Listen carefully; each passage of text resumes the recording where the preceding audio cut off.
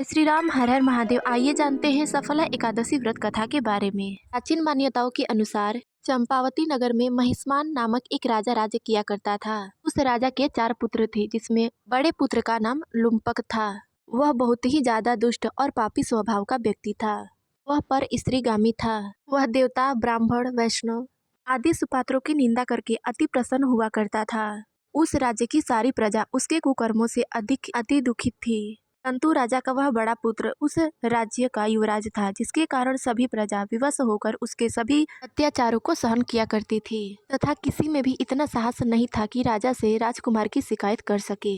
लेकिन वह कहते हैं ना कि बुराई का एक न एक दिन तो अंत जरूर होता है। एक दिन किसी तरह राजा महिष्मान को उनके बड़े पुत्र लुम्पक के कुकर्मों के बारे में पता चल गया। अपने सबसे बड़े पुत्र के बारे में ऐसा सुनकर राजा को अधिक ही क्रोध हुआ तथा उन्होंने लुम्पक को अपने राज्य से निकाल दिया। पिता द्वारा त्यागने के बाद लुम्पक को किसी के द्वारा सहारा नहीं मिला तथा राजा के भय के कारण किसी ने भी उसे सहारा नहीं दिया। सभी लोगों ने उसे त्याग दिया। किसी से भी सहारा न मिलने के कारण लुम्पक सोचने लगा, अब मैं क्या करूं, कहाँ जाऊं। अंत में वह भूख प्यास से व्याकुल होने के कारण अपने पिता के राज्य में ही चोरी करने की ठानी। इसके बाद वह प्रतिदिन दिन में तो अपने पिता के राज्य से बाहर रहता, किंतु रात्रि के समय में वह अपने पिता के राज्य में आता, चोरी करता तथा अन्य कुकर्म भी किया करता था। रात के समय राजा के राज्य में घुसकर सभी नगर निवासियों को मारता, उन्हें प्रताड़ित करता। इसके साथ ही वह निर्दोष पशु पक्षियों को मारकर उनका भक्षण किया करता था। जब कभी राजा के नगर में वह चोरी करते या बुरे कर्म करते पकड़ा भी जाता था, तो सभी पहरेदार राजा के डर से उसे छोड़ दिया करते थे। कहते हैं कि कभी कभी अनजाने में भी प्राणी ईश्वर की कृपा का पात्र बन जाता है। ऐसा ही कुछ लुम्पक के साथ भी हुआ। इनके समय लुम्पक जिस वन में रहा करता था, वह वन भगवान को अत्यंत ही ज्यादा प्रिय था। उस वन में एक प्राचीन पीपल का वृक्ष भी था तथा उस वन को सभी लोग देवताओं का क्रीड़ा स्थल भी माना करते थे। उसी वन में महापापी लुम्पक भी रहा करता था। कुछ दिन बाद पौष मास के कृष्ण पक्ष के 10वीं के दिन वह ठंड लगने के कारण मूर्छित हो गया। ठंड लगने के कारण वह रात को सो न सका तथा उसके हाथ पैर भी अकड़ गए। वह रात तो बड़ी कठिनता के साथ बीती, किंतु सूर्य उदय होने के बाद भी उसकी मूर्छा नहीं टूटी। दोपहर के समय जब सूर्य भगवान की तेज धूप निकली, तब उसे गर्मी महसूस हुई और उसकी मूर्छा दूर हुई, उसे होश आया। तब वह धीरे धीरे अपने स्थान से उठकर भोजन की खोज में पूरे वन में घूमने फिरने लगा। उस दिन वह शिकार करने में असमर्थ था, इसीलिए उसने कुछ गिरे हुए फलों को ही लेकर एक वृक्ष के नीचे बैठ गया।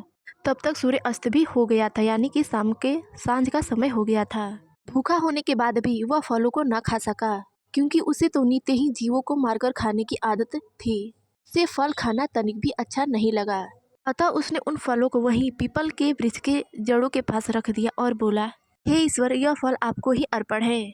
इन फलों से आप ही तृप्त हो। इतना कहकर वह दुखी होकर रोने लगा। उस रात वह सारी रात रोता ही रह गया। उस रात उसे नींद नहीं आई। इस प्रकार उस महापापी से अनजाने में ही सही एकादशी का व्रत पूर्ण हुआ। उस महापापी के एकादशी व्रत तथा रात्रि जागरण से भगवान विष्णु अत्यधिक प्रसन्न हुए तथा भगवान विष्णु की कृपा से उसके समस्त पाप नष्ट हो गए। अगली सुबह उसके पास अनेक सुंदर वस्तुओं से सजा हुआ एक दिव्य रथ उसके सामने आकर खड़ा हुआ।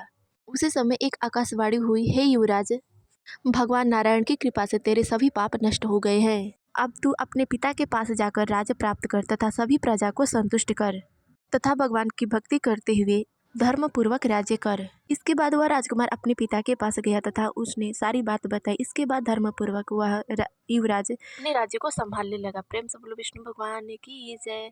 मान्यताओं के अनुसार इस दिन भगवान विष्णु की विधिवत पूजा करने से, उनका व्रत रहने से मनुष्य के सभी पाप नष्ट हो जाते हैं। अगर हम किसी कारणवश इस एकादशी का व्रत न कर सके, तो इस दिन भगवान विष्णु की पूजा हमें विशेष रूप से करनी चाहिए तथा भगवान विष्णु की इस एकादशी की व्रत कथा अवश्य श्रवण करनी चाहिए।